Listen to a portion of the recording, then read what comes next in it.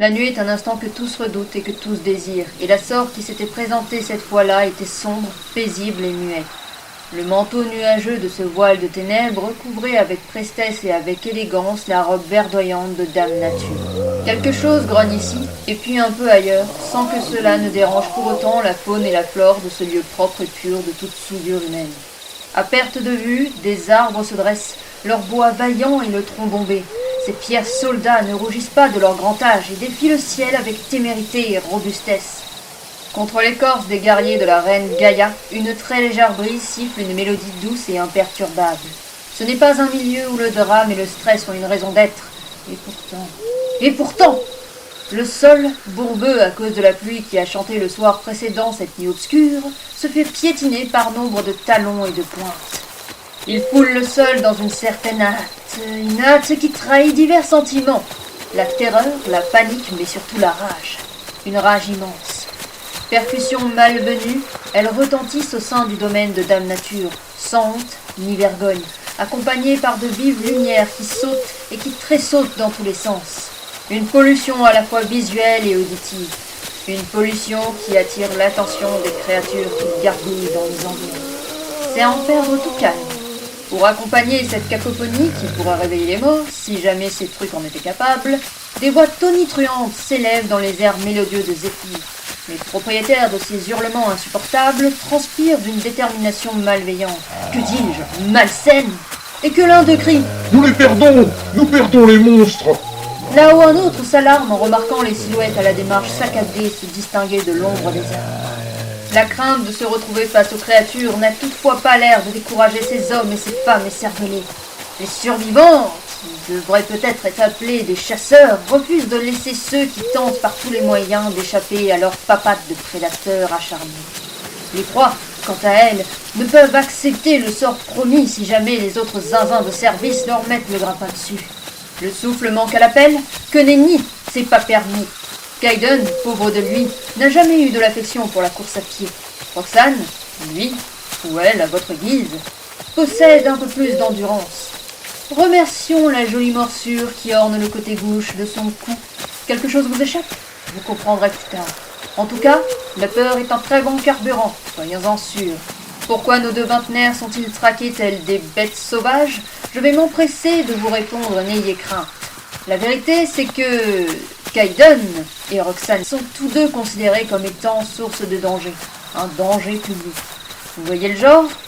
Beaucoup de ceux qui ont su échapper aux désastreuses conséquences de la nouvelle ère les voient comme des monstres.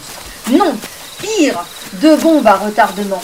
Le duo n'est pas seul dans sa misère, mais les autres n'ont que peu d'importance lorsque votre vie se trouve être dans la ligne de mire de gens affamés, épuisés et effrayés par ce que vous pourriez devenir. Une tumeur se transformant progressivement en un cancer très agressif et mortel. Bah oui, dit comme ça, cela explique pourquoi ils sont pourchassés avec tant d'ardeur. Qu'est-ce que la nouvelle ère? Excellente question. Pour résumer, ce qui vient après l'apocalypse. Néanmoins, ce terme laisse entendre que la planète s'est mangée un insta-kill dans la tronche. Ce qui est faux. La petite Terre va très bien. Ce sont ses habitants qui souffrent de ce changement un tantinet brutal. La vie est différente, c'est tout. Mais cessons un peu de divaguer. Le havre-sac de notre tignasse blanche de Kaidan percute au rythme de la course effrénée de ce dernier, son dos souffrant d'une légère scoliose. De quoi se démolir la colonne vertébrale. Kaidan y tient pourtant à ce sac à dos. Quel imbécile sérieux. Ah, j'entends l'auteur me demander de garder mes commentaires pour moi-même. Je vais peut-être cesser, mais j'aimerais ajouter qu'il semble accorder plus d'importance à ce putain d'havre-sac qu'à ses jambes qui sont en train de devenir atrocement lourdes. Elles lui font un mal de chien, et il refuse de laisser tomber le gros truc sur son dos. Enfin, ce n'est pas comme s'il avait la possibilité de s'arrêter. De un, les méchants derrière, ils n'ont pas l'air de vouloir lâcher l'affaire, et de deux, Roxane n'a pas l'intention de l'abandonner. L'emprise de la chevelure blond cuivrée sur le poignet de son compagnon au bonnet noir est si forte que le jeune homme ne serait pas en mesure d'indiquer quelle partie de son corps lui fait le plus mal. « Rox, tu me fais mal, tain! Dessert !» Renaud de la tignasse blanche. Les traits de son visage sont tirés et la grogne, elle, est imprimée sur le bord de ses lèvres et dans ses iris fins. « Tu veux avoir un bras en moins ou bien crever à cause de ces tarés, Eden? T'es obligé de gueuler comme ça? Non, mais tu le fais exprès? T'as commencé ?» se fâche la jeune adulte. renforçant son étreinte sur la main gantée de son compagnon. Kayden inspire très profondément, ses narines se dilatant à la seconde même où ses sourcils s'enfoncent sur ses amandes de mirette. Un râle se dérobe de sa bouche grimaçante, manifestation évidente de son mécontentement. Pourtant, c'est la peau cyanosée qui se trouve être dans le vrai. Ils font face à une situation dangereuse qui requiert de se dépasser si l'on souhaite rester en vie. Ou au moins rester en un seul morceau, à défaut de mourir. Des arbres, des troncs, des feuilles, des branches. Il n'y a pas grand-chose qui se démarque dans ce maudit bois.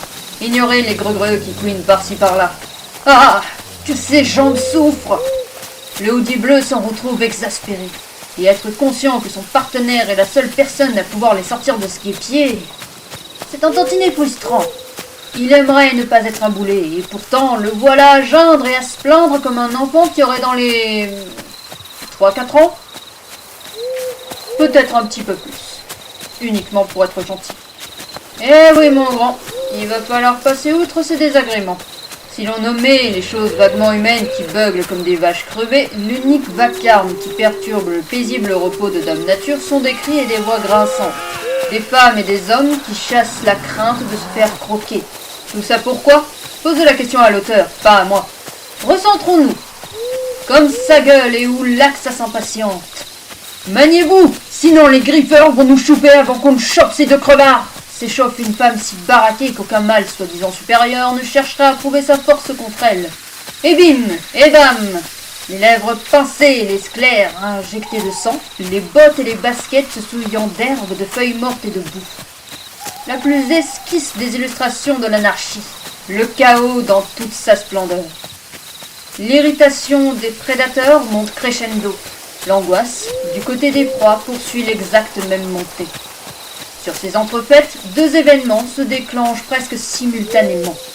Les bestioles que nos tas de viande surnomment les griffeurs se fondent sur eux pendant que Roxane et Kayden perdent pied, au sens littéral du terme. C'est une expérience étrange que nul ne recommanderait à moins d'avoir une case en moins.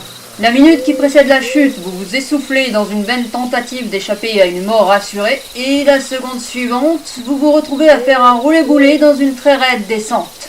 Trébucher de cette manière doit être un choc quand on ne s'y attend pas.